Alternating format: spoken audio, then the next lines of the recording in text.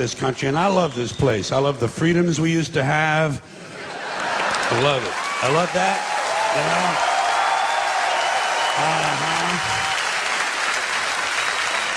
I love it when it didn't take a fucking catastrophe to get us to care for one another. I love the fact that we're on camera all the time from all angles. But you know what? You can say what you want about America. And I say I love this place. I wouldn't have it any other way. Wouldn't live in any other time in history in any other place. But say what you want about America. Land of the free, home of the brave.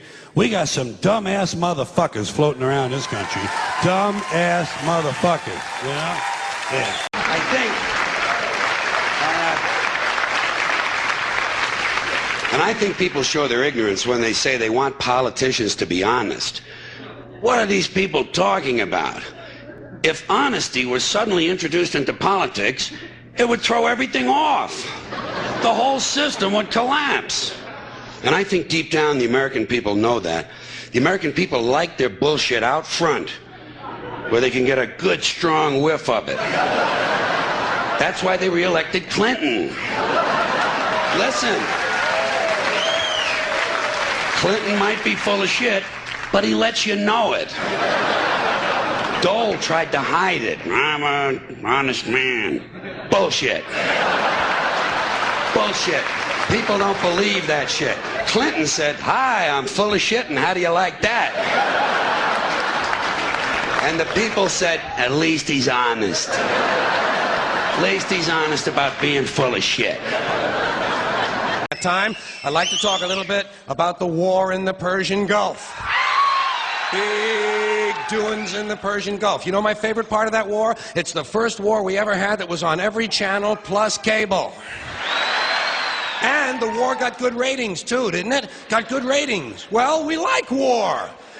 We like war. We're a warlike people. We like war because we're good at it. And you know why we're good at it? Because we get a lot of practice. This country's only 200 years old, and already we've had 10 major wars. We average a major war every 20 years in this country, so we're good at it. And it's a good thing we are. We're not very good at anything else anymore. Huh? Can't build a decent car, can't make a TV set or a VCR worth a fuck. Got no steel industry left, can't educate our young people, can't get health care to our old people, but we can bomb the shit out of your country, all right? Huh? We can bomb the shit out of your country, all right? Especially if your country is full of brown people. Oh, we like that, don't we? That's our hobby. That's our new job in the world, bombing brown people. Iraq, Panama, Grenada, Libya, you got some brown people in your country. Tell them to watch the fuck out, or we'll goddamn bomb them. Well, when's the last white people you can remember that we bombed? Can you remember the last white? Can you remember any white people we've ever bombed? The Germans, those are the only ones, and that's only because they were trying to cut in on our action. They wanted to dominate the world. Bullshit, that's our fucking job. That's our fucking job. Balance the scale. I'd like to talk about some things that bring us together. Things that point out our similarities instead of our differences. Because that's all you ever hear about in this country is our differences. That's all the media and the politicians are ever talking about, the things that separate us, things that make us different from one another. That's the way the ruling class operates in any society. They try to divide the rest of the people. They keep the lower and the middle classes fighting with each other so that they, the rich, can run off with all the fucking money. Fairly simple thing, happens to work. You know, anything different, that's what they're going to talk about. Race, religion, ethnic and national background, jobs, income, education, social status, sexuality, anything they can do, keep us fighting with each other so that they can keep going to the bank. You know how I describe the economic and social classes in this country? The upper class keeps all of the money, pays none of the taxes. The middle class pays all of the taxes, does all of the work. The poor are there just to scare the shit out of the middle class. It's just, listen, this country is owned by the ownership class. They do pretty much what they want. I figure it's like a freak show. Here's what I do. You know what I do? To me, if you're born in the world, you get a ticket to the freak show. They give you a ticket to the freak show. If you're born in America, you got a front row seat. So some people are in the freak show. Yeah. We got our freaks. Yeah. Then some people They want to fix the freaks. Yeah. These are the ACLU lawyers, environmentalists. Well, let's fix the freaks. We're going to fix them up. Oh, isn't that terrible? Let's do this. And then there are folks who just watch the freak show, as me. And some of us get to write about it or talk about it. Right. And I do that. That's you too. Yeah. And say, oh, look at you. Look how badly you're doing. I don't even count myself in. Yeah. I say, look how badly you folks are doing. How did you do this to yourself? Why did I don't complain about politicians. Everybody complains about politicians. Everybody says they suck. Yeah. Well, where do people think these politicians come from? They don't fall out of the sky.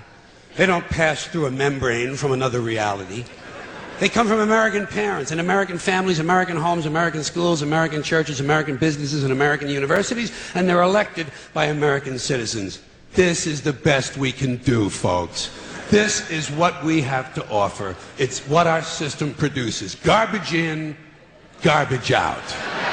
If you have selfish, ignorant citizens, you're going to get selfish, ignorant leaders. And term limits ain't going to do you any good. You're just going to wind up with a brand new bunch of selfish, ignorant Americans. So maybe it's not the politicians who suck. Maybe something else sucks around here. Like the public. Yeah, the public sucks. There's a nice campaign slogan for these politicians. Then where are all the other bright people of conscience? Where are all the bright, honest, intelligent Americans ready to step in and save the nation and lead the way? We don't have people like that in this country. Everybody's at the mall. Really just the fault of these politicians. Then where are all the other bright people of conscience? This little political dilemma for myself in a very simple way. On election day, I stay home. I don't vote. Fuck them. Fuck them. I don't vote. Two reasons I don't vote. First of all, it's meaningless. This country was bought and sold and paid for a long time ago. The shit they shuffle around every 4 years doesn't mean a fucking thing. And secondly, I don't vote because I believe if you vote, you have no right to complain. People like to twist that around, I know. They say, well, if you don't vote, you have no right to complain. But where's the logic in that? If you vote and you elect dishonest, incompetent people and they get into office and screw everything up, well, you are responsible for what they have done. You caused the problem. You voted them in. You have no right to complain. I, on the other hand, who did not vote, who, in fact, did not even leave the house on election day, am in no way responsible for what these people have done and have every right to complain as loud as I want about the mess you created that I had nothing to do with. So I know that a little later on this year you're going to have another one of those really swell presidential elections that you like so much. You'll enjoy yourselves. It'll be a lot of fun. I'm sure as soon as the election is over, your country will improve immediately. As for me, I'll be home on that day. Noticed I don't feel about that war the way we were told we were supposed to feel about that war, the way we were ordered and instructed by the United States government to feel about that war. You see, I tell you, my mind doesn't work that way. I got this real moron thing I do. It's called thinking. And I'm not a very good American because I like to form my own opinions. I don't just roll over when I'm told to. Sad to say, most Americans just roll over on command. Not me. I have certain rules I live by. My first rule, I don't believe anything the government tells me. Nothing. Zero. Nope. And I don't take very seriously the media or the press in this country, who in the case of the Persian Gulf War were nothing more than unpaid employees of the Department of Defense, and who most of the time function as kind of an unofficial public relations agency for the United States government.